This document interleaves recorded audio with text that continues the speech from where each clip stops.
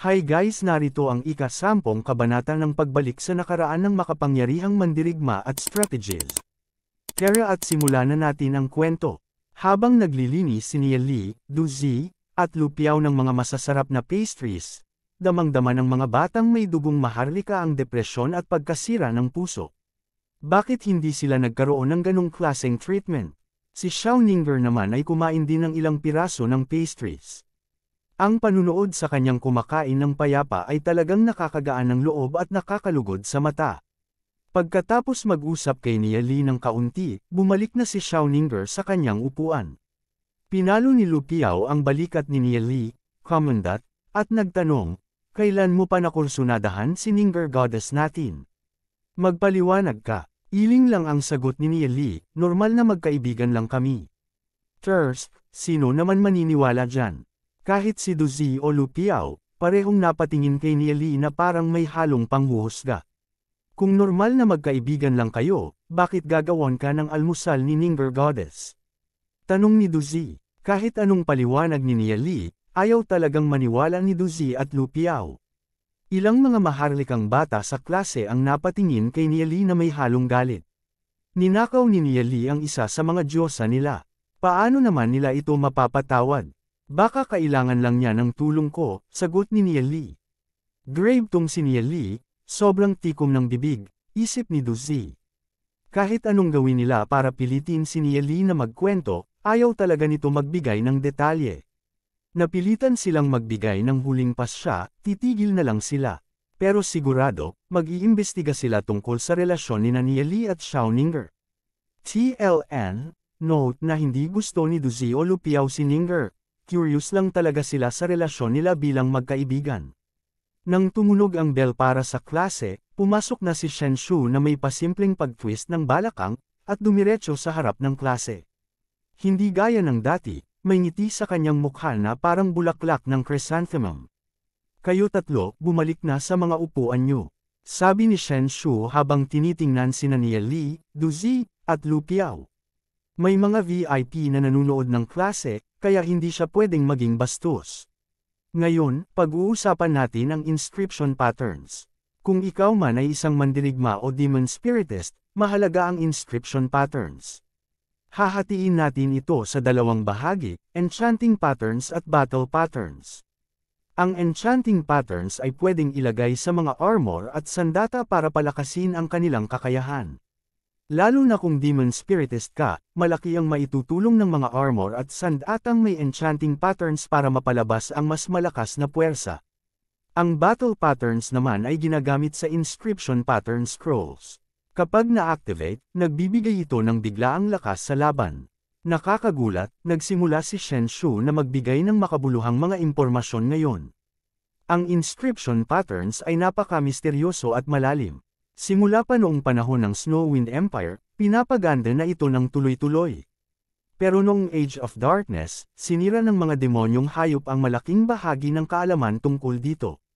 Sa Glory City, 3 kategorya na lang ang natira, Snowwind Patterns, Sacred Flaming Patterns, at War Prime Patterns.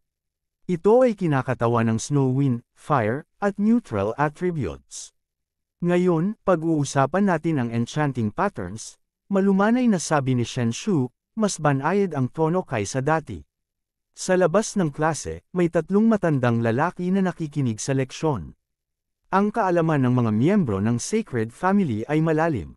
Sapat na para ituro niya ito sa mga estudyante, sabi ng isa sa mga matatanda na si Yesheng, ang Vice Principal ng Holy Orchid Institute.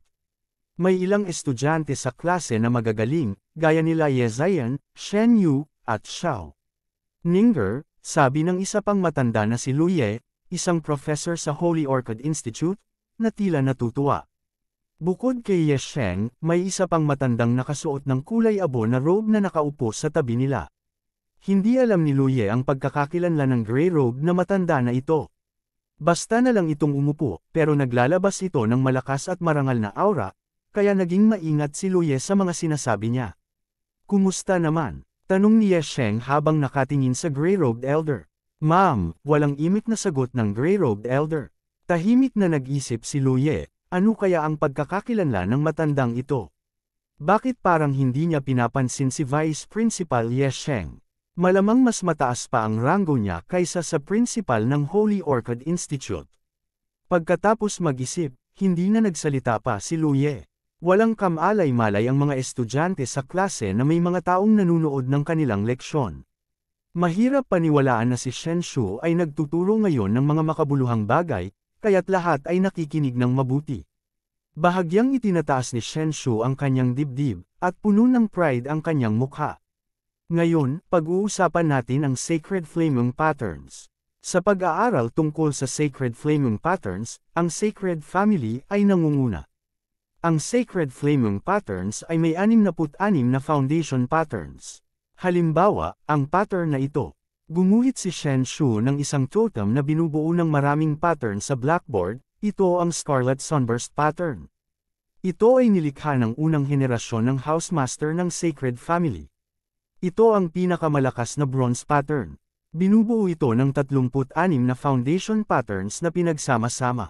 Ito rin ang pinakakomplikadong pattern sa mga Bronze Patterns. Susunod, tatalakayin natin ang mga 36 na foundation patterns na ito. Nagsimula ng magsalita ng walang tigil si Shen Shu. Karamihan sa mga estudyante ay nakikinig ng may interes, pero si Ye Li lang ang hindi. Wala siyang interes sa mga foundation patterns na ito. Bukod pa riyan, mayroon pang higit sa 600 foundation patterns ang Sacred Flaming Pattern, hindi 66. Kung hindi lang dahil kay Ye Ziyan at ang kayamanan sa Holy Orchid Institute, hindi sana siya magtitiyaga sa klase ni Shen Shu. Sa kanyang tingin, ang kaalaman ni Shen Shu ay puno ng pagkakamali. Hindi talaga mapapakinggan ang kanyang leksyon. Ang sinasabi niyang Scarlet Sunburst Pattern na pinakamalakas na Bronze Inscription Pattern ay puro pagyayabang lang.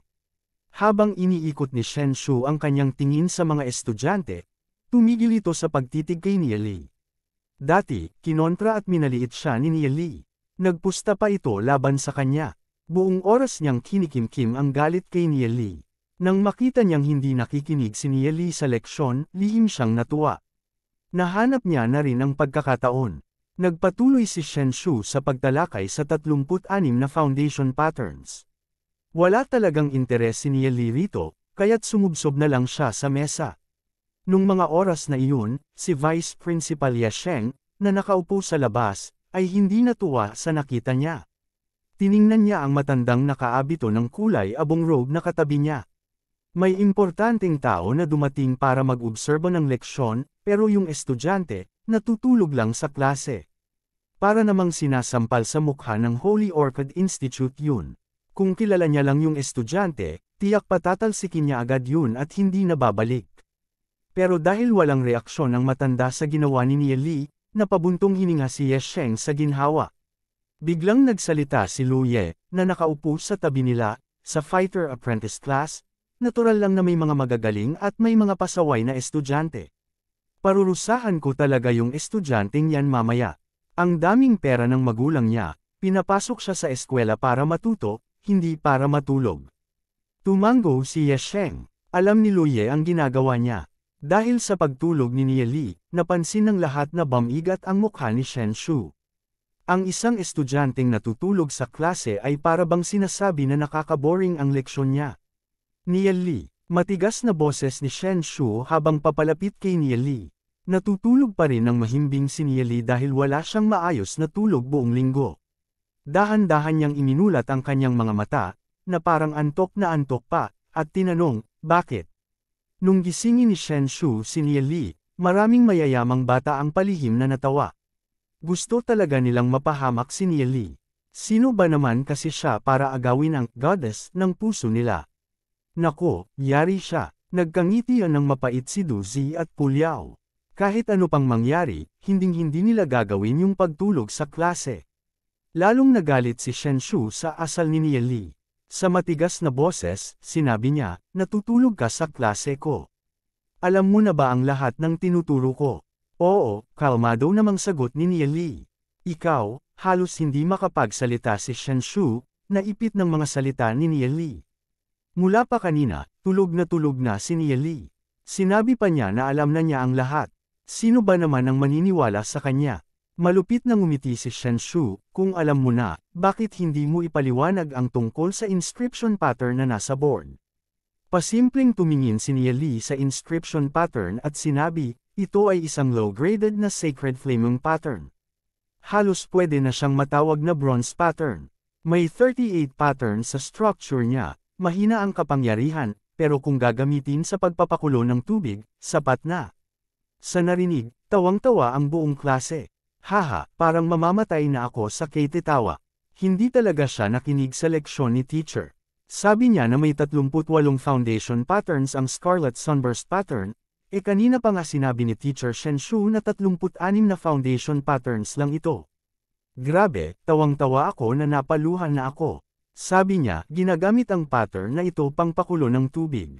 Sabi ng isang mayamang bata habang tawa ng tawa. Habang si Yezayan ay napangiti, si Shen Yu naman ay nagsimulang magalit. Sinabi ni Nia Li na ang bronze pattern na ipinasa sa pamilya nila ay pangpakulo lang ng tubig. Hindi niya ito kayang palagpasin. Sa lahat ng estudyante, si Xiaoninger lang ang kalmado. Sa tingin ni Xiaoninger, alam ni Nia Li kung ano ang ginagawa niya, kahit pa maraming nade-depress sa mga pinagsasabi niya. Hindi nila alam ang tunay na kakayahan ni Nia Li. Sa mga oras na iyon, sa labas ng classroom, natawa rin si Luye. Ang estudyanteng ito talaga ay nakakatuwa. Ang lakas ng loob niyang sabihin na may 38 foundation patterns ang Scarlet Sunburst at ginagamit lang pangpakulo ng tubig. Pero habang tumatawa siya, napansin niya na hindi tumawa sina Vice Principal Ye Sheng at yung matandang nakaabito. Bigla niyang tinihil ang tawa niya, pinigilan ang sarili. Anong nakakatawa? Talagang may 38 foundation patterns ang Scarlet Sunburst, kalmadong sabi ni Vice Principal Ye Sheng. Sa level nila ng matandang nakaabito, sa malalim na pagsusuri, makikita nila na may 2 foundation patterns sa Scarlet Sunburst na hindi lang galing sa 2 foundation patterns, kundi sa 4. Pero nakakagulat na ang impormasyon na ito ay galing lang sa isang estudyante. Nag-aasaran lang kaya siya. Para sa mga eksperto katulad nila, ang Scarlet Sunburst, na parang basura lang na inscription pattern, ay talagang pwede lang gamitin para pakuluan ng tubig, napakaliit ng epekto nito sa laban. Nagningning ang mga mata ng matandang nakaabito, pero nanatiling tahimik lang siya. Kalokohan, galit na bulyo ni Shen Shu. Sumama ang mukha niya. Bilang miyembro ng Sacred Family, natural na hindi niya papayagan na bastyusan ang Scarlet Sunburst pattern sa harap nila. Hindi pinansin ni Nia Li ang mga estudyanteng nagtatawanan at nagpatuloy. Ang inscription pattern na ito ay nagmula sa ikapitong volume ng Book of Divine Lightning Fire. Ang orihinal na pangalan nito ay Lightning Flame Burst Pattern. Mayroon itong 60 foundation patterns. Medyo komplikado ito, pero may isang utak talangka na nagputol at nagbago ng kaunti, kaya naging itong walang kwenta na Scarlet Sunburst Pattern. Wala itong tunay na kakayahan sa labanan, kaya ibinigay na lang ito sa Sacred Flame Pattern Practitioners para pag-aralan. Book of Divine Lightning Fire, ano yun? Nagtitinginan ang mga estudyante sa isa't isa. Sinabi ni Nia Li na ang unang henerasyon na housemaster ng Sacred Family ay utak talangka. Higit pa sa galit si Shen Shu. Wala siyang alam tungkol sa Book of Divine Lightning Fire o anumang nakarecord sa ikapitong volume nito. Walang kwenta, walang ganung libro sa mundo. Nag-isip si Shen Shu ng saglit bago nag-contra. Ano bang ikapitong volume ng Book of Divine Lightning Fire? Siguro isa lang yan sa mga walang kwentang sinasabi ni Nia Li. At dito nagtatapos ang kabanata. Maraming salamat po.